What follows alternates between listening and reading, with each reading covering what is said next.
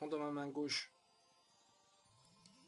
si je prends dans ma main gauche du Madara, si je prends dans ma main droite du Hashirama, que je mélange les deux et que j'ajoute du Jubi, paf, ça me fait un Rikudo.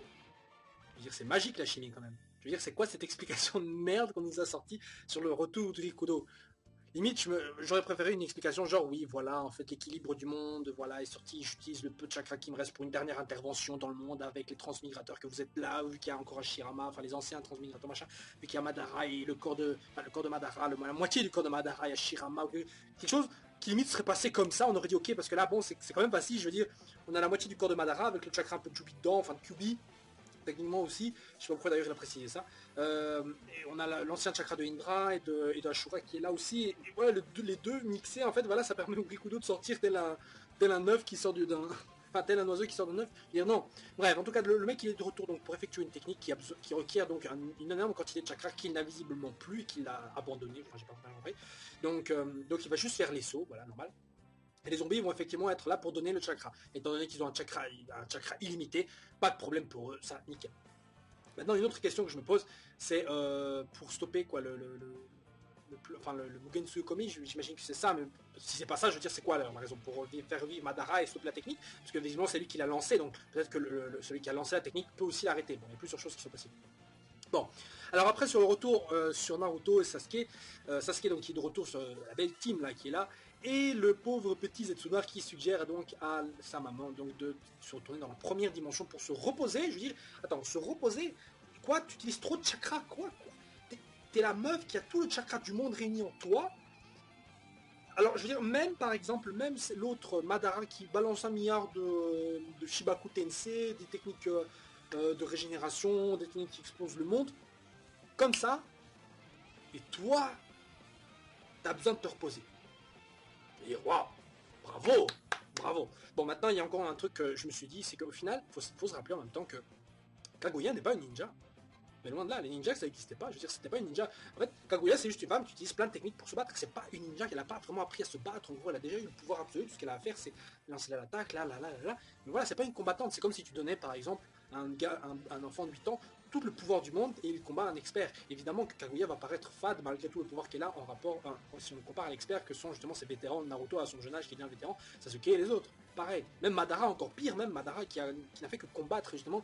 De cela, j'imagine que Kaguya justement fait pas le figure à côté de Madara d'un point de vue scénaristique et d'un point de vue aussi au niveau du personnage. Je veux dire, ce personnage de Kaguya fait vraiment est très en dessous de celui du charisme qu'avait Madara. C'est dommage parce que tout a été construit pour que Madara soit le dernier pilier et que Kaguya vienne au dernier moment. Je veux dire non. Alors quelle est la raison de ce dernier retournement? Enfin, l'apparition de Kaguya, j'avais déjà parlé. Je me pose toujours la question, c'est que certainement Kaguya, la venue de Kaguya est l'avènement d'autres choses. Quelle chose, je ne sais pas encore, peut-être la venue du frère du Rikudo, parce que si le Rikudo est là, pourquoi le frère il vient pas? Où est le frère? Je veux dire, une partie de Jubi a été scellée en lui et une autre partie en son frère. Pourquoi pourquoi Rikudo, lui, le vrai Rikudo, lui est encore là?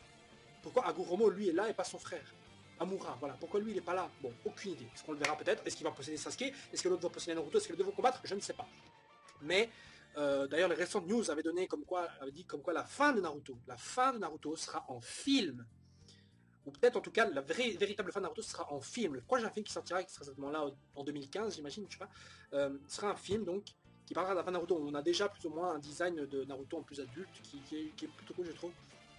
Et les deux vont peut-être combattre pour une raison ou une autre. Le film qui s'appelle d'ailleurs The Last, le dernier comme peut-être Naruto, le dernier ninja du monde. Peut-être que tout le chakra du monde va disparaître et que seul Naruto et Sasuke vont le garder, qu'ils vont devoir combattre quoi pour éliminer le dernier chakra et que tout soit réuni en un seul être, un peu comme dans le film The One avec Jet Li.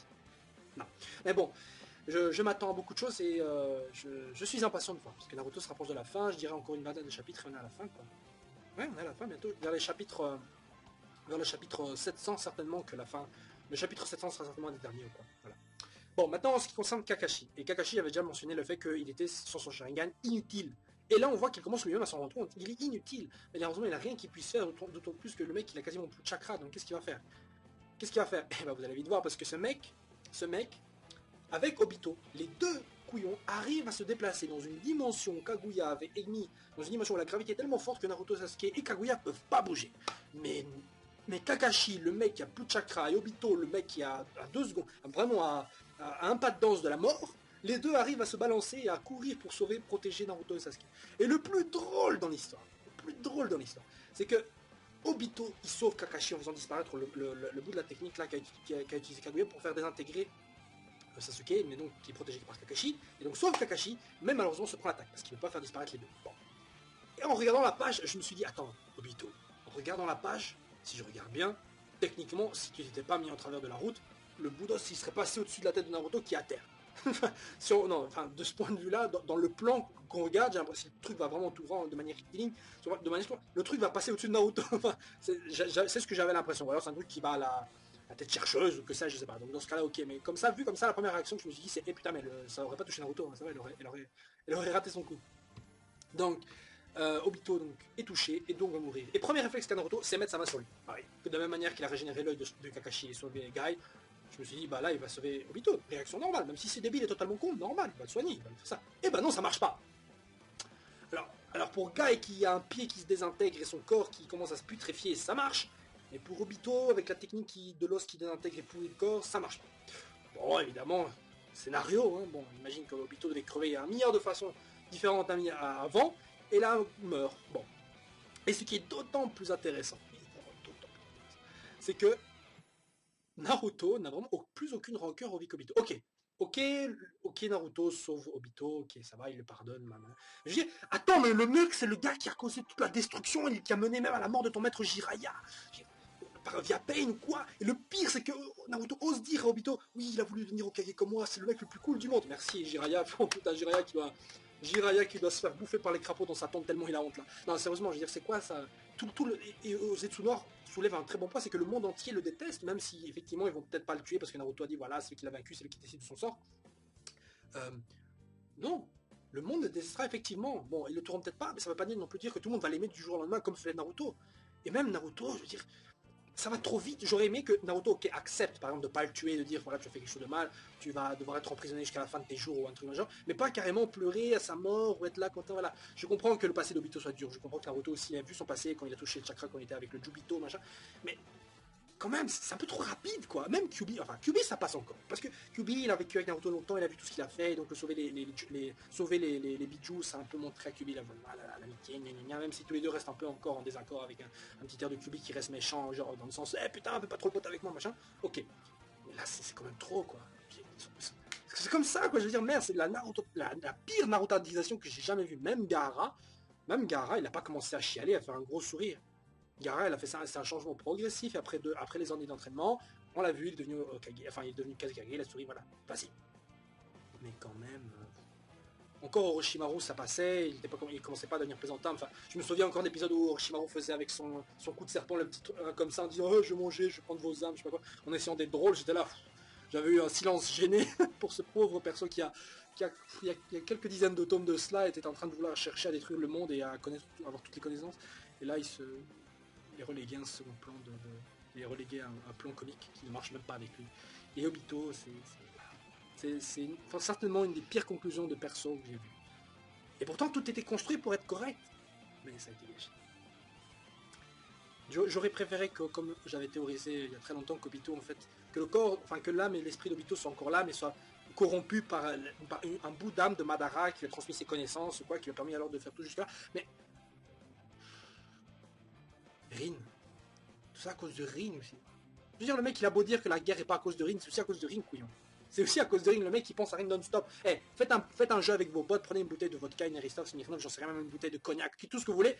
Et lisez le manga ou les épisodes qui vont venir, et à chaque fois que vous voyez la gueule de Rin, vous prenez un verre. Vous allez, je vous promets que 10 minutes après, vous serez déjà mort, bourré et à terre. Hein. Je vous promets, parce que là, franchement, le flashback avec Rin qui va dire oui, je te regarde, je pense en on l'a vu je sais pas combien de fois, un milliard de fois, on a compris. Et pire encore, là, ils nous disent attendez, on va vous remettre le flashback et on va vous donner la suite qui est tout aussi inutile. Mais je veux dire, on s'en fout. Bref, Obito qui donc meurt désintégré, et après, on le voit dans l'au-delà, j'imagine. Enfin, tout est blanc, il a Rin et lui qui sont jeunes, j'imagine, pour symboliser le fait qu'à cet âge-là, ils étaient purs et pas méchants. Où ils se retrouvent, ils disent ne t'inquiète pas, tu t'es perdu en chemin, nous voici de nouveau. Voilà. Enfin, c'est tout. C'est tout. Moi, j'aurais aimé qu'on voit pas justement ce petit passage où il redevient gentil. C'est vraiment le truc genre, voilà, on oublie tout ce qui s'est passé avant. Voilà, il est mort en gentil. Il était gentil, il est devenu méchant, il est redevenu gentil et il est mort en gentil. Et voilà, fin de l'histoire. Basta pour Obito. Non, c'est horrible une construction comme ça. Il aurait dû rester en fait méchant jusqu'à la fin. Parce que, par exemple, Jubito, le moment où Obito par exemple était avec Naruto, ils discutaient tous les deux, juste avant que celui-ci extrait le Jubi de lui. Là, Obito était encore très bien pour moi. On savait qu'il regrettait un truc, mais enfin, pardon, il savait qu'il faisait quelque chose de techniquement mal, mais il ne regrette rien et gardait sa conviction qu'il devait continuer à faire ce qu'il faisait. Ça, ok, ça passe. Hein, il était motivé à faire son truc, un peu comme l'était Pain aussi. Mais le problème, c'est ça, le problème aussi, c'est que les deux se rapprochaient un peu trop, alors que Pain est beaucoup plus charismatique pour moi que Obito de ce point de vue-là, idéologiquement parlant, et même scénaristiquement parlant. Pain est le meilleur, avec Orochimaru au début, mais Pain est le meilleur méchant avec Madara juste en dessous, mais Madara c'est un peu le méchant OP, enfin overpowered, le mec trop puissant. Mais pour moi, Pain était le meilleur méchant. De tout, de tout. Au niveau combat, construction du perso, développement, passé, tout ça, le background, tout est fait pour que justement Pain soit, pour moi, le meilleur méchant de l'histoire.